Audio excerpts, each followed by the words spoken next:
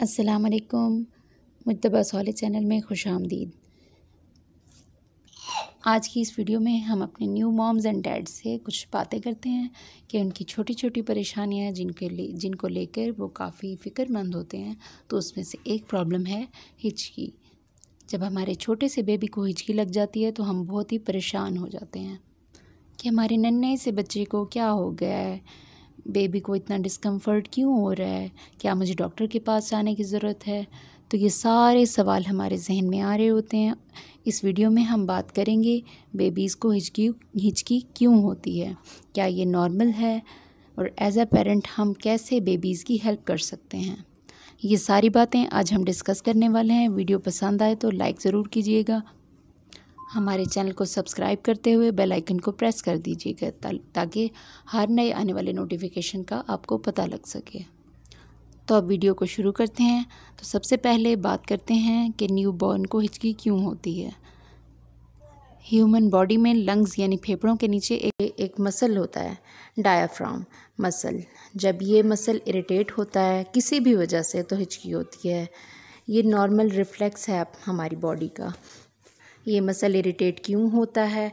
Major reasons इस diaphragm को irritate होने का कि बेबी को जो स्टमक होता है फूलता है, तो फूला हुआ पेट डायफ्राम को दबा देता है। क्योंकि जगह थोड़ी सी होती है वो डायफ्राम मसल्स को दबाता है, जिसकी वजह से हिचकी होती है, जो हमें लगता है कि बेबी को परेशान कर रही होगी।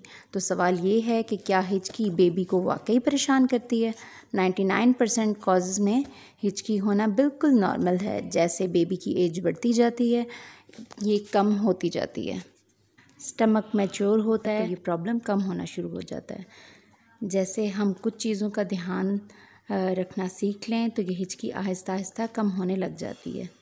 नॉर्मली हिचकी की प्रॉब्लम को मेडिकली अटेंडेंस की ज़रूरत नहीं होती।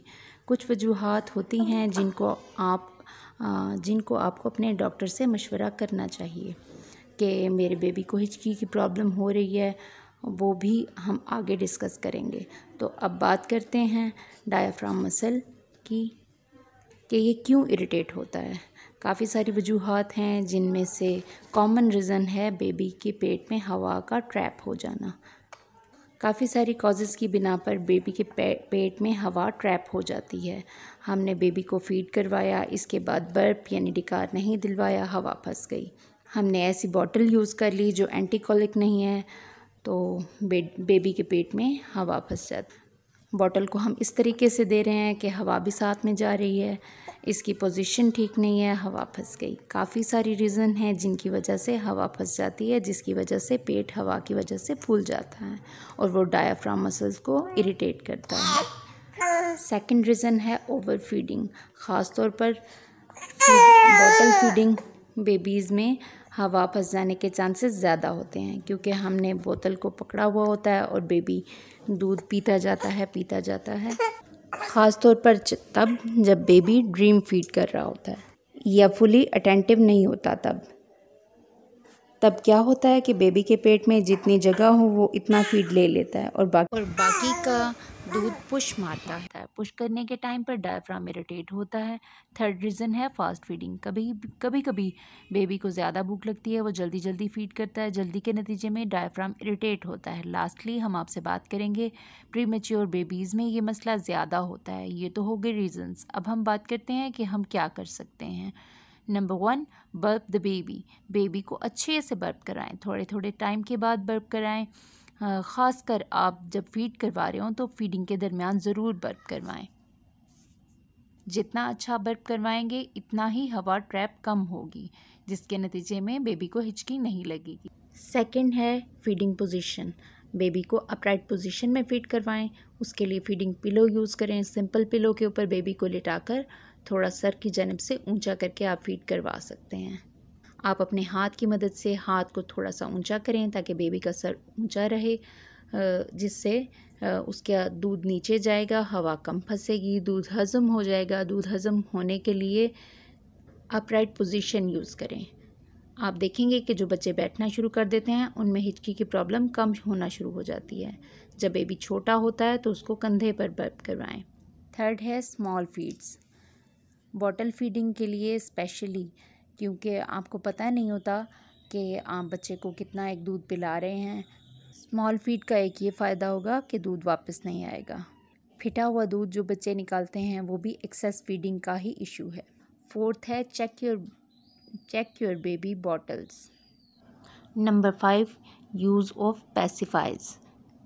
माँ के दूध पे बच्चे को चूसने की आदत होती है। जो बच्चे बॉटल फीड पे होते हैं उनको चूसने का मन करता है, जिसके लिए हम पैसिफाइज यूज़ कर सकते हैं, लेकिन पैसिफाइज की आदत को छुड़वाना काफ़ी मुश्किल हो जाता है।